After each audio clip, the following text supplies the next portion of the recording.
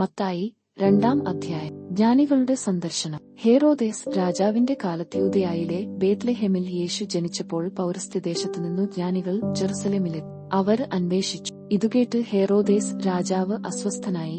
അവനോടൊപ്പം ജെറുസലേം മുഴുവനും. അവൻ പ്രധാന പുരോഹിതന്മാരെയും ജനത്തിന്റെ ഇടയിലെ നിയമജ്ഞരെയും വിളിച്ചുകൂട്ടി, ക്രിസ്തു എവിടെയാണ് ജനിക്കുന്നതെന്നു ചോദിച്ചു. അവർ പറഞ്ഞു, യൂദയായിലെ ബേത്ലഹേമേ, നീ യൂദയായിലെ പ്രമുഖ നഗരങ്ങളിൽ ഒട്ടും താഴെയല്ല.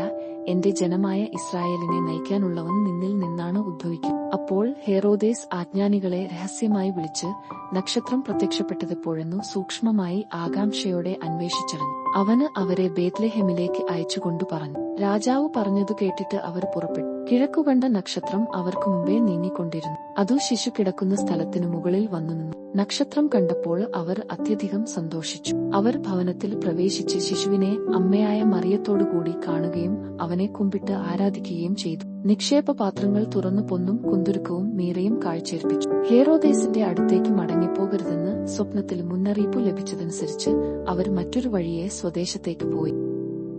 ഈജിപ്തിലേക്കുള്ള പലായനം. അവർ പോയിക്കഴിഞ്ഞപ്പോൾ കർത്താവിന്റെ ദൂതൻ സ്വപ്നത്തിൽ പ്രത്യക്ഷപ്പെട്ട് ജോസഫിനോട് പറഞ്ഞു. അവൻ ഉണർന്ന് ശിശുവിനെയും അമ്മയെയും കൂട്ടി ആ രാത്രി തന്നെ ഈജിപ്തിലേക്ക് പോയി. ഹേറോദേസിന്റെ മരണം വരെ അവിടെ വസിച്ചു. ഈജിപ്തിൽ നിന്നു ഞാൻ എന്റെ പുത്രനെ വിളിച്ചു എന്ന് പ്രവാചകനിലൂടെ കർത്താവ് അരുളിച്ചെയ്ത് പൂർത്തിയാകാനാണ് ഇത് സംഭവിച്ചത്. ജ്ഞാനികൾ തന്നെ കബളിപ്പിച്ചെന്ന് മനസ്സിലാക്കിയ ഹേറോദേസ് രോഷാകുലനായി. അവരിൽ നിന്ന് മനസ്സിലാക്കിയ സമയമനുസരിച്ച് അവന് ബേത്ലഹേമിലെയും സമീപ പ്രദേശങ്ങളിലെയും 2 അതിൽ താഴെയും വയസ്സുള്ള എല്ലാ ആൺകുട്ടികളെയും ആളയച്ചു വധിച്ചു. ഇങ്ങനെ ജെറമിയ പ്രവാചകന് വഴി അരുളി ചെയ്യപ്പെട്ടത് പൂർത്തിയായി. റാമായിൽ ഒരു സ്വരം, വലിയ കരച്ചിലും മുറവിളിയും. റാഹേൽ സന്താനങ്ങളെക്കുറിച്ച് കരയുന്നു. അവളെ സാന്ത്വനപ്പെടുത്തുക അസാധ്യം. എന്തെന്നാൽ അവൾക്കു സന്താനങ്ങൾ നഷ്ടപ്പെട്ടിരിക്കുന്നു. തിരിച്ചുവരവ്. ഹേറോദേസിന്റെ മരണത്തിനു ശേഷം ഈജിപ്തിൽ വെച്ചു കർത്താവിന്റെ ദൂതൻ ജോസിന് സ്വപ്നത്തിൽ പ്രത്യക്ഷപ്പെട്ടു പറഞ്ഞു, എഴുന്നേറ്റ് ശിശുവിനെയും അമ്മയെയും കൂട്ടി ഇസ്രായേൽ ദേശത്തേക്ക് മടങ്ങുക.